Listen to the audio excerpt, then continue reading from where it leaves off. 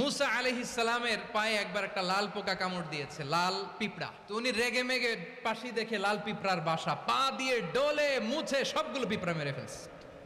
এই ঘটনাটা আল্লাহ ঘটিয়েছেন এজন্য মুসা আলাইহিস সালাম ছিলেন কালিমুল্লাহ, সরাসরি আল্লাহর সাথে কথা বলতেন।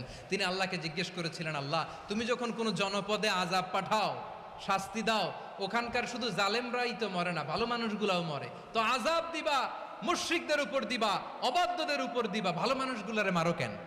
আল্লাহ বললেন, মুসা তোমার যে কামড় দিছিল পায়ের মধ্যে পিঁপড়া, কয়টা পিঁপড়া? জোরে বলেন। একটা পিঁপড়া, তো সবগুলারে মারলা কেন? রেগে মেগে পুরো পিঁপড়ার বাসা ভেঙে ম্যাসাকার করলা কেন?